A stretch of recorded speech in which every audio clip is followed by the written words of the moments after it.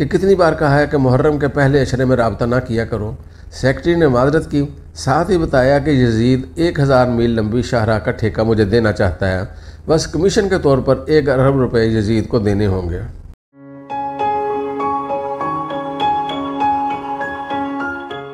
جان Francis پرانا دوست ہے، میلبورن کے قیام کے دوران اس سے ضرور ملاقات ہوتی ہے۔ وہ اپنی دوسری بیگم کے ساتھ، جس کا تعلق چلی سے ہے، ہماری قیامگاہ کے قریب ہی رہتا ہے۔ دونوں میاں بیوی کے پوتوں نواسوں کی کل تعداد 1 درجن کے قریب ہے۔ اتوار کو ان کے گھر گویا میلے کا سماں ہوتا ہے۔ جان فرانسس 20-25 برس نیوزی لینڈ میں ایک مجلے کا مدیر رہا، پھر اپنی جنم بھومی آسٹریلیا واپس آ گیا۔ آج کل ڈاکومنٹریز بنانے کا کام کر رہا ہے اور ساتھ صحافت بھی۔ ہماری طویل نشستیں ہوتی ہیں، کبھی کبھی ان نشستوں میں اس کے صحافی دوست بھی شامل ہوتے ہیں۔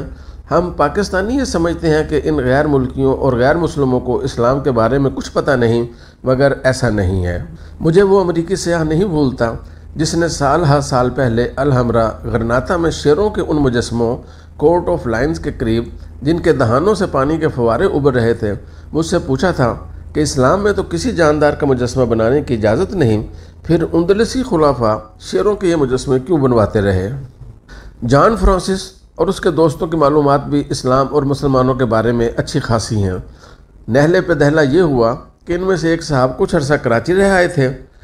اس دن ہم جان فرانسس کے گھر سے نکلے اور پیدل چلتے ہوئے بگنڈی اسٹریٹ تک گئے، پھر ایک کیفے میں بیٹھے اور کافی کا آرڈر دیا۔ جان فرانسس یاد کرنے لگا کہ کچھ عرصہ پہلے جب ہم سب کافی پینے نکلے تو میرا روزہ تھا۔ اس پر گفتگو کا رخ رمضان کی طرف مڑ گیا۔ جو صاحب پاکستان رہ کر آئے تھے مسکرا کر کہنے لگے، مسٹر اظہار، ویسے ایک بات ہے، آپ لوگوں کا اسلام آسان بہت ہے۔ اس سے پوچھا کہ ہمارا اسلام آسان کیسے ہے؟ کہنے لگا، تم لوگ رمضان میں جھوٹ، وعدہ خلافی، گالی گلوچ اور دیگر رذائل سے بچتے ہو۔ اس کا مطلب واضح ہے کہ رمضان کے علاوہ ان سے بچنے کی ضرورت نہیں۔ اگر سارا سال تم ان برائیوں سے بچتے رہو تو رمضان میں خصوصی تاکید کی کیا ضرورت ہے؟ تو پھر یہ آسان اسلام ہی تو ہے کہ جن برائیوں سے ہم مغربی ملکوں کے رہنے والے سال کے 12 ماہ، ہفتے کے 7 دن اور رات دن کے 24 گھنٹے اعتراض کرتے ہیں، تم لوگ صرف 1 ماہ ان سے بچ کر جنت کے حقدار ہو جاتے ہو۔ پھر تم محرم کے 10 دن شہادت حسین کا ذکر کرتے ہو اور عزاداری کرتے ہو، مگر باقی 11 مہینے یزیدیت میں گزارتے ہو۔ اسوہ حسین تمہیں عملی زندگی کے معاملات میں یاد نہیں رہتا۔ اس زمانے میں حکمران بیعت لیتا تھا، آج کا حکمران ووٹ مانگتا ہے۔ تم محرم کے 10 دن رو رو کر یاد کرتے ہو کہ امام نے سر کٹا دیا، گھر لٹا دیا، مگر ایک فاسق کی، ایک خائن کی، ایک غیر مستحق کی بیعت نہیں کی، مگر خود ہر خائن، ہر کذاب، ہر دروغگو، ہر فاسق کو ووٹ دیتے ہو۔ اگر تم حسینی ہوتے تو تمہاری اسمبلیوں میں ارب پتی اور ٹیکس چور نہ بیٹھے ہوتے، تو پھر تمہارا اسلام اس حوالے سے بھی آسان ہی ٹھہرا کہ 10 دن حسین کے ساتھ اور باقی سارا سال یزید اور یزیدیوں کے ساتھ۔ پھر تم سال میں 1 بار میلاد النبی مناتے ہو، جلوس نکالتے ہو، جلسے کرتے ہو، تمہارے مذہبی رہنما سیرت طیبہ پر تقریریں کرتے ہیں، مٹھائیاں اور پکوان بنتے ہیں، مگر میلاد کے موقع کے سوا تمہیں سیرت رسول کبھی یاد نہیں آتی۔ تمہارے پیغمبر 3 دن ایک جگہ کھڑے رہے کہ انتظار کرنے کا وعدہ کیا تھا، مگر تمہارے ہاں تو وعدہ ایفا کرنے کا تصور ہی نہیں ہے۔ تم تو انفرادی سطح پر بھی وعدہ خلاف ہو اور قومی سطح پر بھی۔ تمہاری کابینہ کے اجلاسوں سے لے کر ٹرینوں اور ہوائی جہازوں کے اوقات تک ہر شے وعدہ خلافی سے بھری ہوئی ہے۔ تم لوگ جہاں بھی پہنچنا ہو مقررہ وقت کے گھنٹوں بعد پہنچتے ہو اور جرم کے احساس تک سے عاری ہوتے ہو۔ تمہارا کوئی منصوبہ وقت پر اختتام پذیر نہیں ہوتا، یہاں تک کہ 3-4 کلومیٹر لمبی شاہراہ بھی تعمیر کرنی ہو تو اس کی تکمیل کے لیے بھی مقررہ مدت میں 3-3، 4-4 بار توسیع کرنا پڑتی ہے۔ تمہارے رسول تاجر تھے، تجارت میں ان کی بے مثال دیانت دیکھ کر ہی انہیں شادی کی پیشکش کی گئی تھی، مگر افسوس تمہارے تاجروں کی بددیانتی ضرب المثل بن چکی ہے۔ تمہارے کروڑوں کے سودے خود تمہارے عرب بھائیوں نے سمندر میں گرا دیے۔ تم کپاس برآمد کرتے ہو تو اس میں پتھر ڈالتے ہو، اور مشروم برآمد کرتے ہو تو اس میں چھرے رکھ دیتے ہو۔ دنیا میں تم پر اعتبار کوئی نہیں کرتا، جھوٹ تمہارا اوڑھنا بچھونا ہے۔ تم بچے کو سب سے پہلی تربیت جھوٹ بولنے کی دیتے ہو۔ تمہارے ہاں ہر شخص جھوٹ بولتا ہے اور اسے جھوٹ سمجھتا ہی نہیں۔ اولاد والدین سے، والدین اولاد سے، آجر مزدور سے، مزدور آجر سے، حکمران عوام سے اور عوام حکمران سے، غرض سب ایک دوسرے سے جھوٹ بولتے ہیں۔ ذہنی طور پر اتنے گل سڑ چکے ہو کہ بیٹی پیدا ہونے پر بیوی کو پیٹتے ہو یا طلاق دے دیتے ہو، اور بیٹی کی پیدائش پر موت تمہارے مسٹروں اور ملاؤں سب کو پڑ جاتی ہے۔ اور طرفہ تماشا یہ ہے کہ تم پاکستانی اس سب کچھ کے باوجود دنیا میں اسلام کے سب سے بڑے ٹھیکیدار بھی ہو۔ تم پوری دنیا کو کیا ایک دوسرے کو بھی کافر گردانتے ہو۔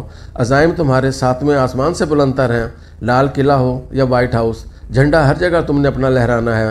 دنیا کی مذہبی قیادت تم نے خود ہی اپنے سپرد کر رکھی ہے، اور حالت یہ ہے کہ تمہارے پاسپورٹ سے لے کر تمہاری کرنسی تک ہر شے کی وقت پست ترین سطح پر ہے۔ المیہ یہ ہے کہ یہ سارے کرتوت تم مسلمانوں کے ہیں، مگر بدنام اسلام ہو رہا ہے۔ میں ان سارے حقائق کا کیا جواب دیتا؟ خیر، یہ بحث ختم ہو گئی۔ ہم نے کافی پی، بسکٹ کھائے۔ جان نے مجھے میری قیامگاہ پر ڈراپ کیا۔ صبح کو یزید کے سیکٹری کا فون آیا کہ خلیفہ نے طلب کیا ہے۔ میں نے سیکٹری سے کہا کہ کتنی بار کہا ہے کہ محرم کے پہلے عشرے میں رابطہ نہ کیا کرو۔ سیکٹری نے معذرت کی، ساتھ ہی بتایا کہ یزید 1000 میل لمبی شاہراہ کا ٹھیکہ مجھے دینا چاہتا ہے، بس کمیشن کے طور پر 1 ارب روپے یزید کو دینے ہوں گے۔ میں نے اسے کہا کہ خلیفہ کو ملنے آؤں گا، مگر رات دیر سے۔ شام کو محفل میرے ہی گھر پر منعقد ہوئی۔ آل رسول پر کیے گئے مصائب کا حال سن کر میرے آنسو تھمتے ہی نہیں تھے۔ 2 بار ہچکی بن گئی۔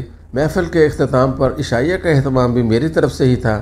رات کو 2 بجے جب گلیاں سنسان تھیں اور فرشتوں کے علاوہ کوئی نہیں دیکھ رہا تھا، میں یزید کے محل میں حاضر ہوا، اسے جھک کر ملا، ہاتھ چومے، اسے 1 ارب روپے کا چیک پیش کیا۔ اس کے ایک پیشکار نے ٹھیکے کا نوٹیفیکیشن میرے حوالے کیا۔ پیشکار کی آنکھوں میں آنکھیں ڈال کر جب میں نے کچھ پوچھنے کی کوشش کی تو اس نے کہا، تسلی رکھو، ٹھیکے کا علم پبلک کو نہیں ہونے دیا جائے گا۔ شہر کے مختلف علاقوں میں واقع بڑے بڑے پلازوں کے مالکان اور کاروباری مراکز نے اپنے کاروبار کو بچانے کے لیے مذہب کا سہارا لینا شروع کر دیا ہے، اور بڑے بڑے بلڈنگز پر کلمے اور قرآنی آیات والے بینرز لگا دیے ہیں تاکہ کوئی ان کے پلازوں اور مراکز پر پتھراؤ نہ کرے اور انہیں مستقبل میں کسی قسم کے نقصان کا سامنا نہ کرنا پڑے۔ یہ اقدام توہین رسالت کے واقعے کے بعد شہر کے مختلف علاقوں میں ہنگاموں کے دوران بڑے پلازوں اور بلڈنگز پر ہونے والے حملوں اور پتھراؤ کے واقعات کے بعد اٹھایا گیا ہے۔ ان واقعات میں شہر کے مختلف علاقوں میں واقع بڑے بلڈنگز پر شرپسندوں نے پتھراؤ کیا تھا، جس کے باعث ان پلازہ مالکان کو کروڑوں روپے کا نقصان اٹھانا پڑا۔ کاروباری اداروں کے مالکان کی طرف سے اٹھایا جانے والا یہ اقدام اپنے کاروبار کی حفاظت کے لیے اٹھایا گیا ہے، لیکن کاروباری مراکز کے مالکان شاید یہ بھول گئے ہیں کہ شرپسندوں نے توہین رسالت کے حوالے سے ہونے والے احتجاج کے دوران ان پلازوں کو بھی نہیں بخشا تھا جن پر قرآنی آیات والے بینرز لگائے گئے تھے۔ مذہب کی آڑ میں شرپسندوں کی طرف سے کیا جانے والا یہ اقدام قابل مذمت ہے، لیکن دوسری طرف کاروباری مراکز کی طرف سے کلمے اور قرآنی آیات والے بینرز لگانے سے اندازہ کیا جا سکتا ہے کہ یہ لوگ بھی اپنے آپ اور کاروبار کو بچانے کے لیے مذہب کو بھی استعمال کر رہے ہیں، جو اس سے بھی زیادہ قابل مذمت ہے۔ حالانکہ ان میں ایسے کاروباری حضرات اور پلازوں کے مالکان بھی ہیں جن کا مذہب سے واسطہ صرف اتنا ہی ہے جتنا ہمارے حکمرانوں کو اس ملک میں جانوروں کی طرح زندگی گزارنے والے کمینوں سے ہے۔